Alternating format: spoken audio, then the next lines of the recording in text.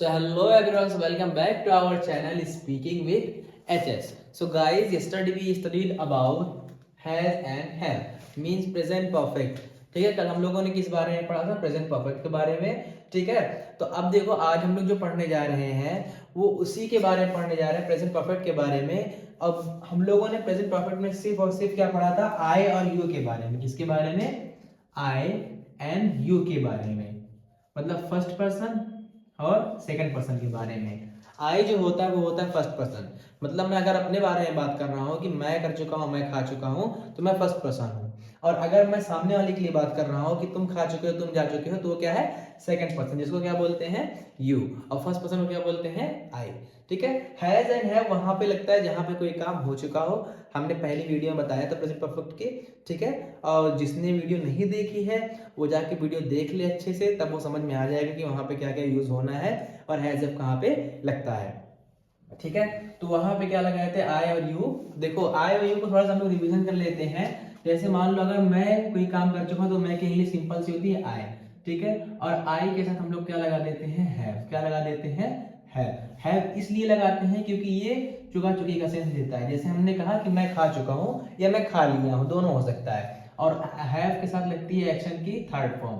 Action की third form लगती है. इतना जान लो कि जहां पे भी हैव आएगा और हैज आएगा वहां पे एक्शन की कौन सी फॉर्म लगती है? Third form. ठीक. और इसी के साथ हम लोगों ने सेकंड पर्सन का पढ़ा था, जिसमें हमने कहा कि तुम खा चुके हो, तो तुम की इंग्लिश क्या होती है? यू. क्या होती है? यू. और यू के साथ हम लोग लगाते हैं हैव. और इसके साथ भी एक्शन की कौन सी फॉर्म आएगी? Third form. और थर्ड फॉर्म इसलिए आई है क्योंकि यहाँ पे क्या लगा है? हैव. ठीक है, जब भी हैज आए या हैव आए तो उसके साथ एक्शन में कौन सी फॉर्म लगती है? Third form. तो इसमें कोई कंफ्यूजन वाली बात नहीं है. और हमने कल आपको एक्सप्लेन भी किया था पहले वाले वीडियो में कि जो थर्ड फॉर्म होती है, जो थर्ड फॉर्म हमारी होती है वो 90% जो होती है वो ईडी से बनती है 90%. लेकिन जो 10% होती है वो थोड़ा सा चेंज होती है. ठीक है, तो कोई डरने वाली बात है नहीं. प्ले का प्लेड हो जाएगा, ऑपरेट का ऑपरेटेड हो जाएगा, हाँ, प्रिपेयर का प्रिपेयर्ड हो जाएगा, परचेज का परचेज्ड हो जाएगा, वॉच का वॉच्ड हो जाएगा. ऐसे बहुत सी एक्शंस होती हैं जिसमें क्या लग जाती है? ईडी.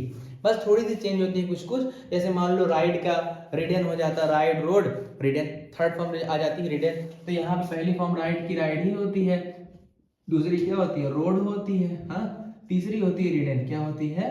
रिडन. तो ये थे थोड़ा सा एक्शन के बारे में. ठीक है, तो उसी को बोलते हैं थर्ड पर्सन. ये जो रिडन आई है ना, ये कौन सी फॉर्म है? ये 10% वाली है, 10% वाली. ठीक है, हम लोगों को क्या देखना था कि रिडन जो है वो कौन सी है? थर्ड फॉर्म है. और रिडन यहाँ पे हम लोग को लगाना पड़ेगा. जैसे हमने कहा कि मैं ये काम कर चुका हूँ, जैसे हमने कहा कि मैं बाइक चला चुका हूँ, तो मैं की इंग्लिश क्या होती है? आई. क्या होती है? आई. और काम हो चुका है तो लगेगा हैव. ठीक है, अब बाइक चलाने की इंग्लिश राइड होती है, लेकिन राइड की हम लोग को कौन सी में लगानी है? Third form. तो यहाँ पे क्या हो जाएगा? I have ridden.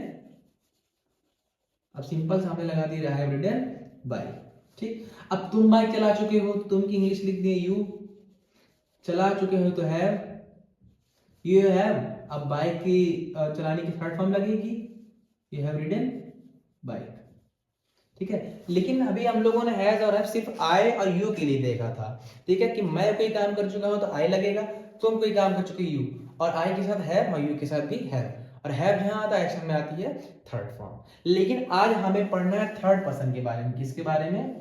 Third person. और थर्ड पर्सन आपको हमने बताया था बहुत अच्छे तरीके से इस हमारे वाली क्लास में. किया होता है थर्ड पर्सन होता है कि जिसके बारे में हम सामने वाले से बात करें. जैसे मैं आपसे बात कर रहा हूं कि हमने कहा कि आपका भाई खाना खा चुका है. अब सामने वाले से मैंने उसके भाई के बारे में बात की, तो वो भाई मेरे लिए क्या हो गया? थर्ड पर्सन हो गया. सामने वाला तो सेकंड पर्सन है और सामने वाले को बोलते हैं यू. क्या बोलते हैं? यू. ठीक. अब आते हैं थर्ड पर्सन पे. थर्ड पर्सन को बोलते हैं ही और शी. थर्ड पर्सन को क्या बोलते हैं? ही और शी. जैसे हमने कहा कि वह खा चुका है, वह जा चुका है, वह सो चुका है, वह पढ़ा चुका है, हाँ, वह नहा चुका है, वह आ चुका है, वह पहुंच चुका है. ठीक है, जैसे हमने कहा कि वह जा चुका है या जा चुकी है, तो वहां पे लगता है ही और शी. क्या लगता है? ही और शी. ही के लिए, ही किसके लिए लगेगा? मेल के लिए. और शी किसके लिए लगेगा? फीमेल के लिए. ठीक है, अब लेकिन देखो जैसे इसमें ये है थोड़ा सा समझने वाली बात है कि अगर मेरे बारे में बात हो रही है आई के बारे में, तो आई के साथ लगेगा है. क्या लगेगा? है. और तुम्हारे बारे में बात हो रही है मतलब सेकंड पर्सन के बारे में, तो वहां पे लगेगा यू के साथ हैव.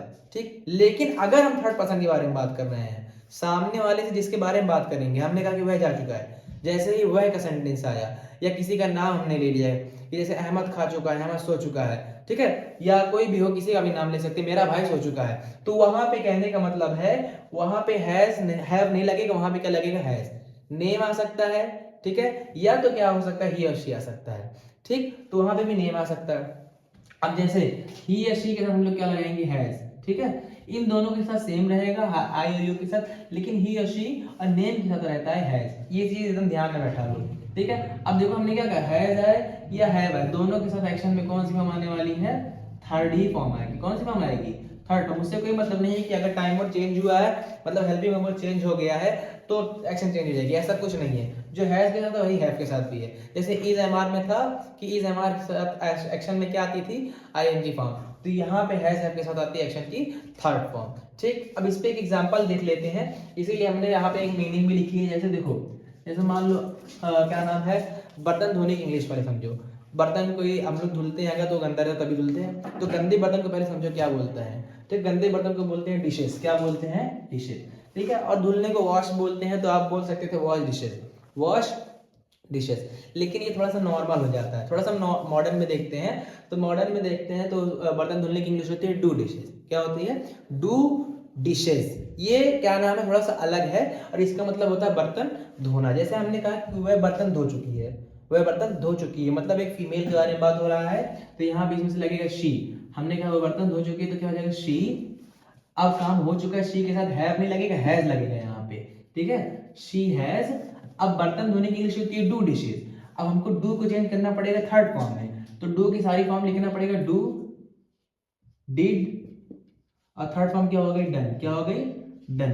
तो क्या हो जाएगा, she has done dishes, she has done dishes, मतलब वो बर्तन धो चुकी है। अगर हमने कहा कि वो बर्तन धो चुका है, बस कुछ नहीं करना है, शी के साथ क्या लग जाएगा, ही, मतलब या तो ये लगाओ या तो ये लगाओ। समझ में आया। जैसे मान लो एक और हम देख लेते हैं, जाला को बोलते हैं वेब। क्या बोलते हैं, वेब। और साफ करने को बोलते हैं क्लीन, मतलब क्लीन वेब, ठीक। मतलब अगर हमें, जैसे हमने कहा, हमको कहना कि वह जाला साफ कर चुका है, वह जाला साफ कर चुका है, तो वहां पे वह कर चुका है तो ही लग जाएगा, और ही आ गया तो काम हो चुका तो हैज लग जाएगा। अब क्लीन की थर्ड फॉर्म लगाएंगे, क्या हो जाएगा, क्लीन्ड। क्या हो जाएगा, clean. He has cleaned web. क्या हो जाएगा, वेब। देखो ईडी आया कि नहीं, देखो क्लीन की पहली फॉर्म सिंपल सी होती है क्लीन, और सेकंड फॉर्म होती है क्लीन्ड, और थर्ड फॉर्म भी क्या होती है, क्लीन्ड, ठीक। तो क्या जाएगा, शी हैज क्लीन्ड वेब, या तो ही हैज क्लीन्ड वेब। यहाँ पे भी शी का लगा सकते हो। जैसे हम यहाँ पे कोई नेम लिख दिए, नेम आ गया, तो नेम के साथ भी कुछ भी आ सकता है, ठीक है। तो अब देखो यही समझने वाली बात है, जब आई के साथ कोई काम हो चुका तो मतलब मेरे साथ, तो आई के साथ क्या लग जाता है, यू के साथ भी कोई काम होता है तब भी क्या लग जाता है। लेकिन जब भी ही या शी की बात करते हैं तो वहां पे क्या आता है, हैज, ठीक है। ये था हमारी उस क्लास के बारे में बात जहां पे कोई काम हो चुका होता है, और इससे पहले जो हम लोग पढ़े थे इज एम आर, वहां पे कोई काम हो रहा था, ठीक है। तो अगर इस क्लास में आपको कुछ पूछना हो तो आप कमेंट सेक्शन में करके पूछ सकते हो, किसी भी कोई तरीके का डाउट हो आप वहाँ पे पूछ सकते हो। और ज़्यादा से ज़्यादा कोशिश आप ये करो कि एक्शन लिखो, action, new new action daily, कम से कम आप 5 एक्शन पे प्रैक्टिस करो, ठीक है। जितनी भी क्लासेस हमने पढ़ाई है उस पर कम से कम डेली 5 एक्शन पे आप प्रैक्टिस करो, ठीक है। मिलते हैं नेक्स्ट वीडियो में, नेक्स्ट क्लास में। तब तक के लिए bye bye, nice meeting you.